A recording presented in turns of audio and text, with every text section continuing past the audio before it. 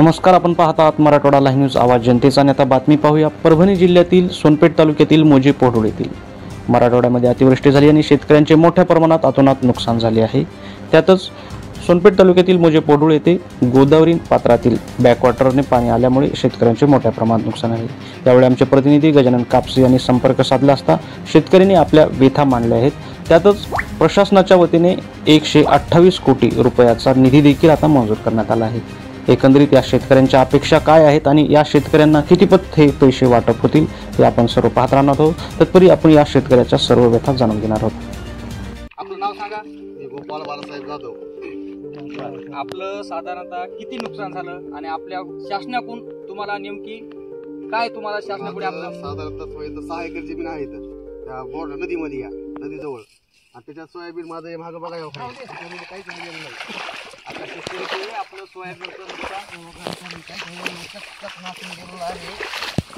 माझी फक्त सरकारला एवढीच मागणी आहे, जास्त काय नाही. फक्त हेक्टरी आम्हाला 50,000 रुपयापर्यंत मदत करावी.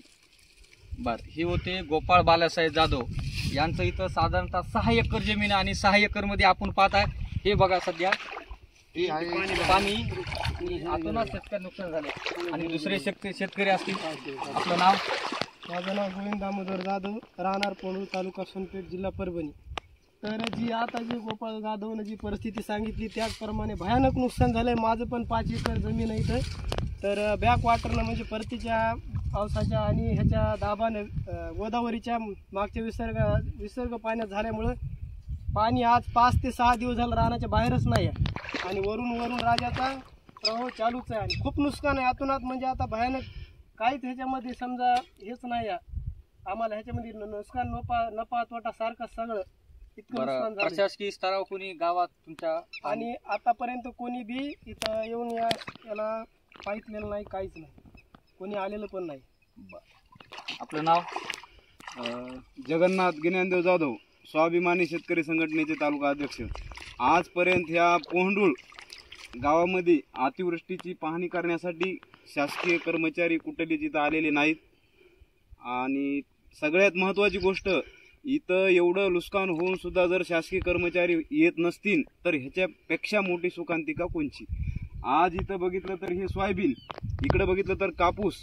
आज शेतकऱ्याचं असं झालंय, एकीकडं आड आणि एकीकडं विहीर, अशी गती शेतकऱ्याची निर्माण झाली. जर शासनानं जर समजा तात्काळ मदत 40 ते 50 हजार रुपये हेक्टरी जर नाही दिली तर शेतकऱ्याला आत्महत्या केल्याशिवाय पर्याय नाही. आणि हे सरकार असं ऐकायला तयार नाही, कारण हे सरकार एवढं गेंड्याच्या कातडीचं सरकार आहे आणि त्या सरकारला सहस्थितीचं कळणारच नाही. आणि त्यातली त्यात पीक विम्याचं 4% रद्द करावं आणि शेतकऱ्याला पीक विम्याची मदत व्हावं आणि अतिवृष्टीची बी मदत व्हावं तात्काळ, हेक्टरी 40 ते 50 हजार, आणि त्यातून शेतकऱ्याची कर्जमाफी करावं. एवढं मी शासनाला हात जोडून विनंती करतो.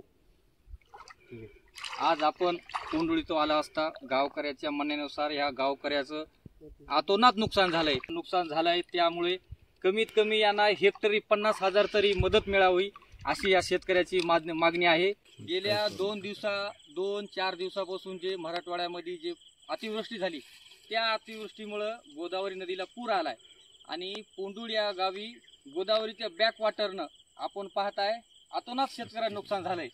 यामुळं शेतकरी एकदम की साधारणतः ह्या सोयाबीनला सध्या तर काही अवस्था नाही. बघा ह्या बघा सोयाबीन आमचं. बरं हे बघा सोयाबीन आपण दाखवतो काय कापूस बघा आमचे साहेब. बघा काय राहिले ते बघा आमचं सोयाबीन कसं झालंय. सोयाबीन कसं झालंय, पाणी समजा काय करावं आम्ही सांग. एकीकडे अतिवृष्टी तर दुसरीकडे गोदावरी नदी पात्रातील पाणी शेतकऱ्यांच्या शेतात आल्यामुळे मोठ्या प्रमाणात नुकसान झाले. यावेळी सोनपेठ तालुक्यातील मोजे पोहडूळ येथील ग्रामस्थांनी मराठवाडा लाईव्ह न्यूज चॅनलचे प्रतिनिधी गजानन कापसे यांच्याशी संपर्क साधला आणि आपल्या व्यथा मांडण्याचा प्रयत्न केला आहे. एकंदरीत आता शासनाचा निधी देखील मंजूर झाला असून हेक्टरी किती प्रमाणात वाटप केला जाईल हे आपण पाहत राहणार आहोत. पाहत राहा मराठवाडा लाईव्ह न्यूज आवाज जनतेचा, पडताळणी सत्य परिस्थिती.